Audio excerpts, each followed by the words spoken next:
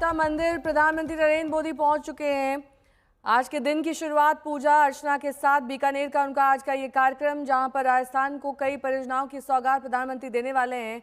लेकिन आगाज यहां पर पूजा अर्चना से हुआ है। करणी माता मंदिर वहां का प्रसिद्ध मंदिर है और ये पाकिस्तान बॉर्डर से महज कुछ किलोमीटर की दूरी पर स्थित है। इस वक्त बीकानेर में प्रधानमंत्री की मौजूदगी, जहां पर पूजा अर्चना करते हुए दिखाई दे रहे हैं।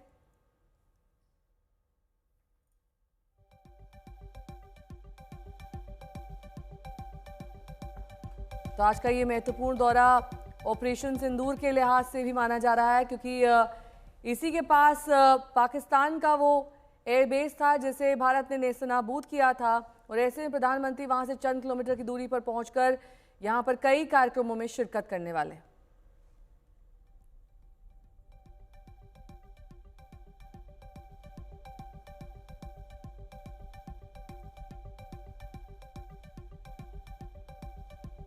तो ये जो करणी माता मंदिर है जहां पर इस वक्त प्रधानमंत्री हैं, इसको चूहे वाली माता नाम से प्रसिद्ध है। ये मंदिर में 20 से 25 हजार चूहे हैं। यहाँ चूहों को काबा कहते हैं। 650 साल पुराना ये मंदिर है और चूहों को पवित्र माना जाता है। प्रधानमंत्री अपने दिन की आज शुरुआत इसी के साथ यानी पूजा अर्चना के साथ ही करने वाले हैं। इसके बाद भी हम आपको बता दें, जनसभा को भी संबोधित करना है प्रधानमंत्री को, और उसको लेकर जबरदस्त वहां उत्साह है लोगों के बीच में। क्योंकि ऑपरेशन सिंदूर के बाद वो जब पहुंच रहे हैं तो सिर्फ संदेश के साथ नहीं पहुंच रहे हैं, सिर्फ वीरों को सलाम नहीं करने वाले हैं, वहां सौगात लेकर भी पहुंच रहे हैं। प्रधानमंत्री वहां फिर से अपना विजन, अपना नजरिया रखने वाले हैं। क्योंकि इससे पहले जब वो आदमपुर एयरबेस गए थे, वहां पर उन्होंने किस तरह से देश को संदेश दिया था, आज ये एक बार फिर से मौका है संदेश का। शरद कुमार मेरे सहयोगी जुड़ गए हैं तमाम जानकारी के साथ। शरद, प्रधानमंत्री मंदिर से निकल चुके हैं, आगे का क्या कार्यक्रम है? देखिए, प्रधानमंत्री नरेंद्र मोदी जो है करणी माता मंदिर में पूजा किए हैं, जिसे विजय की देवी कहा जाता है, जिन्हें योद्धाओं की देवी कहा जाता है, जिन्होंने यह मराद से प्राण छीन लेकर ले आई थी, वो देवी हैं। और सैनिक जो हैं, जो बॉर्डर पर रहने वाले सैनिक हैं, वो करणी माता की आराधना करते हैं। तो देवी की शक्ति पूजा प्रधानमंत्री नरेंद्र मोदी ने करणी माता के मंदिर में की है, जहां पर एक संदेश देने की कोशिश की है कि माता दुर्गा की जो रूप हैं उनकी आराधना करके उन्होंने जो इस इलाके में एक आराध्य देवी मानी जाती हैं, सैनिकों की भी आराध्य देवी मानी जाती हैं, वहां से एक संदेश देने की कोशिश की है शक्ति पूजा करके। और उसके बाद देशनोक रेलवे स्टेशन है जो अमृत भारत योजना के तहत तैयार किया गया है। इसे इस तरह के कई रेलवे स्टेशन है, वो जाकर देश को समर्पित करेंगे। और फिर यहाँ पर आप देख सकते हैं किस तरह से यहाँ पर लोगों में एक उत्साह है जो आए हुए हैं सुनने के लिए। सुबह से ही 47 डिग्री के तापमान इस इलाके में आज यहाँ पर है। बॉर्डर के आसपास प्रधानमंत्री नरेंद्र मोदी को सुनने के लिए इस प्रचंड गर्मी में इतनी बड़ी संख्या में लोग आए हैं। तो देखिए, ये एक तरह से कहा जा सकता है कि बॉर्डर के लोगों ने 65 का हो, 71 का हो, या फिर जिस तरह से इस बार पाकिस्तान ने कराना हमले करने की कोशिश की थी ड्रोन से और मिसाइल से, सबसे ज्यादा इसी इलाके के लोगों ने उसे झेला था।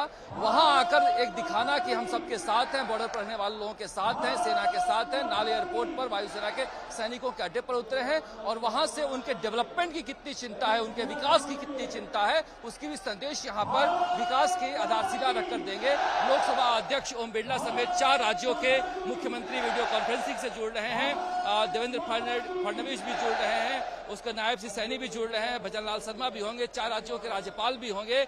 और इस तरह से एक विकास के साथ साथ पाकिस्तान को भी संदेश दिया जाएगा, जो बार बार हम कह रहे हैं आपसे। बहावलपुर ठीक सामने बीकानेर के यही सीमा पर किस तरह से जैश के अड्डों को तबाह किया था भारतीय वायुसेना ने, यहीं से उड़े से फाइटर उसी नाल एयरपोर्ट पर प्रधानमंत्री नरेंद्र मोदी उतरे हैं। शक्ति पूजा के साथ साथ विकास की अवधारणा जो उनकी रहती है हमेशा, उसे करते हुए यहाँ पर आएंगे। कोई चुनावी रैली नहीं है, कोई दूर दूर तक चुनाव नहीं है, मगर एक सभा जो है ये 47 डिग्री तापमान में अगर होने जा रही है तो इसके एक सियासी संदेश है पूरी दुनिया के लिए। और माना जा रहा है कि प्रधानमंत्री नरेंद्र मोदी जो कई तरह के सवाल उठ रहे थे वैश्विक स्तर पर या फिर भारतीय राजनीति में डोमेस्टिक या इंटरनेशनल लेवल पर, उन सारे सवालों का वो जवाब दे सकते हैं, क्योंकि इस तरह की सभाओं को वो चुनते हैं संदेश देने के लिए। आपको याद होगा कि पहलगाम हमले के बाद बिहार के इसी तरह की एक विकास की रैली में उन्होंने हिंदी और अंग्रेजी में पूरी दुनिया को और देश को संदेश दिया था कि हम छोड़ेंगे नहीं, और इसी तरह से उन्होंने इस सभा को रखा है इस गर्मी में और बॉर्डर पर रखा है, खासतौर से बीकानेर में। उसके कई तरह के मायने यहाँ पर हैं कि इस रैली के जरिए वो क्या कहते हैं, क्या बोलते हैं। 26,000 करोड़ की विकास की आधारशिला रखेंगे, उद्घाटन और शिलान्यास, और उसी के साथ ही इस देश को भी संबोधित करेंगे। यहाँ पर प्रधानमंत्री नरेंद्र मोदी कुछ ही क्षणों में यहाँ पर पहुंचेंगे, जहाँ पर अभी वो देशनोक रेलवे स्टेशन पर हैं और वहाँ पर विकास की जो उद्घाटन परियोजनाएं हैं उसको लेकर कर रहे हैं। पहलगाम हमले का पूरा 1 महीना तारीख भी वो एक सियासी संदेश देने के लिए ही और सामरिक संदेश देने के लिए चुना है प्रधानमंत्री नरेंद्र मोदी ने। ठीक 22 अप्रैल के बाद 22 मई और भी बॉर्डर का इलाका, वहां से वो पाकिस्तान को एक संदेश देंगे, दुनिया को संदेश देंगे और बॉर्डर के इलाकों को लोगों को दिखाएंगे कि संकट की घड़ी में आप जिस तरह से मुकाबला करते हो, आपके विकास के साथ हम हैं। यहाँ पर उनके साथ खुशी बांटने के लिए आए हैं जिन लोगों ने जिस तरह से ऑपरेशन सिंदूर की सफलता के बाद वहां से मिसाइलें और ड्रोन चलाए गए थे जिसे भारतीय वायुसेना ने नेस्तनाबूद कर दिया था। वहां पर गांव में जिस तरह से उत्साह था पाकिस्तान को सबक सिखाने का, तो उन लोगों के साथ उत्साह को बांटना एक मायने रखता है, जिसलिए इस प्रचंड गर्मी में प्रधानमंत्री नरेंद्र मोदी आ रहे हैं। और इससे भी बड़ी बात है कि देखिए जिस तरह से लोगों से मैं बात कर रहा हूं, लोगों में एक इच्छा हो गई है। वो कह रहे हैं कि ऑपरेशन सिंदूर स्थगित हुआ है, ये खत्म नहीं हुआ है और हम चाहते हैं कि प्रधानमंत्री नरेंद्र मोदी इसी तरह से पाकिस्तान में घुस कर मारे। तो बॉर्डर इलाके में जो युद्ध की विभीषिका सबसे पहले झेलते हैं, अगर उन लोगों में इस तरह का उत्साह है तो एक प्रधानमंत्री नरेंद्र मोदी के लिए एक बड़ी चुनौती भी है कि देश के इस जनमानस की सोच के साथ खड़ा होना और इस चुनौतीपूर्ण समय में या चुनौतीपूर्ण समय जब भी आएगा तो उसको टैकल करना ये भी एक बड़ी चुनौती है। लेकिन आज जब प्रधानमंत्री नरेंद्र मोदी बोलेंगे तो विकास के साथ साथ अर्पिता बहुत सारे चीजों पर यहाँ पर बात की जाएगी कि वो क्या कहते हैं। खास तौर से कहा जा रहा है तीसरे देश की मध्यस्थता को लेकर जिस तरह से कांग्रेस बार बार डोमेस्टिक पॉलिटिक्स में उन्हें घेर रही है, हो सकता है उन सवालों का भी आज वो प्रधानमंत्री नरेंद्र मोदी बीकानेर की इस धरती से जवाब दें, दुनिया के देशों को भी जवाब दें और पाकिस्तान को तो साफ साफ जवाब दे रहे हैं। तो प्रधानमंत्री बॉर्डर पर खड़ा होकर अगर इस तरह से जवाब दे रहा है तो आप समझिए कि 71 के युद्ध के बाद कभी भी कोई भी यहाँ पर राजस्थान बॉर्डर के इलाके में हलचल नहीं हुई थी। पहली बार 71 के युद्ध के बाद पाकिस्तान सीमा के सामने जैश के हेडक्वार्टर बहावलपुर को नेस्तनाबूद किया गया था और उसी नाल एयरपोर्ट पर जहां से कार्रवाई हुई थी, उसी नाल एयरपोर्ट पर प्रधानमंत्री नरेंद्र मोदी हैं। सबको इंतजार है कि प्रधानमंत्री नरेंद्र मोदी क्या कहते हैं, क्या बोलते हैं।